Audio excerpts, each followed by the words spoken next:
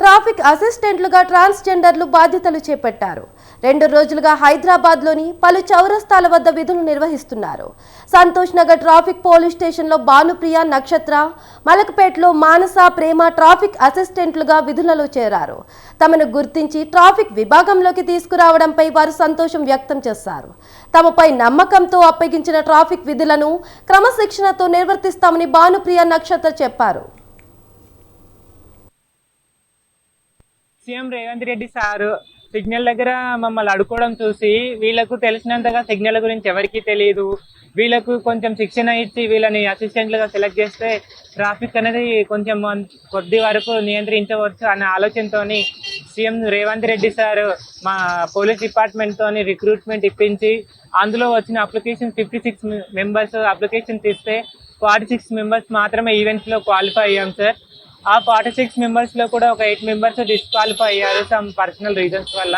ఇప్పుడు present 39 members పోస్టింగ్లో ఉన్నాం sir. ప్రతి ఒక్క ట్రాఫిక్ పిఎస్లోకి ఇద్దరిద్దరు చొప్పున మమ్మల్ని తీసుకున్నారు సార్.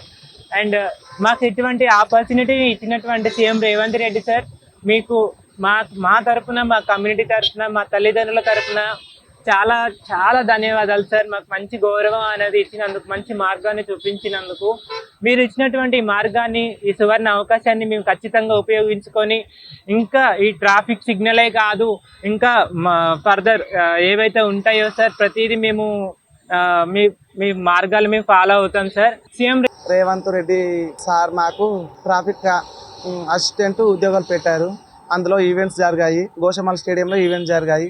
గోషమాల్ స్టేడియంలో ఒక 2 వారాల పాటుగా స్టేడియంలో ఈవెంట్స్ పెట్టారు. అవి ఈవెంట్స్లో మేము పాల్గొన్నాము. ఈవెంట్స్లో పాల్గొని ఎగ్జామ్ పెట్టారు. మళ్ళీ ఈవెంట్స్లో పాల్గొని బెనిఫిట్గా ఉన్న వాళ్ళకు, ఫిట్నెస్ ఉన్న వాళ్ళకు ఎగ్జామ్స్ ఇచ్చారు. ఎగ్జామ్స్ ఇచ్చి ఎగ్జామ్ పాస్ అయిన వారికి మాకు జాబ్స్ ఇచ్చారు. సార్కు హృదయపూర్వక ధన్యవాదములు.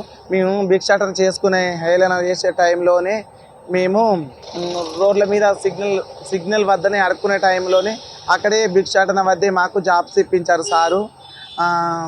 సార్ గారు మాకు చాలా హ్యాపీగా ఉంది. మేము ఒకప్పుడు సమాజం మమ్మల్ని చూసి నవ్వుకునేది, ఇట్లా చేస్తుంటే మేము అట్లా చేయొద్దు, ఇట్లా చేయొద్దు అని చెప్పే సమాజమే ఇప్పుడు. ఆ సమాజాన్ని మేము ట్రాఫిక్ కంట్రోల్లో పెట్టుకొని చూసుకోవడం, స్లో వెళ్ళాను సార్ అని చెప్పడం జరుగుతుంది. మంచిగా వెళ్ళాను సార్, క్షేమంగా ఇల్లు చేరండి సార్ అని చెప్పడం జరుగుతుంది. రేవంత్ రెడ్డి గారు నాకు ఇంత మంచి అవకాశాన్ని ఇచ్చినటువంటి సార్కు హృదయపూర్వక నమస్కారం చేయడం జరుగుతున్నది. రేవంత్ రెడ్డి సార్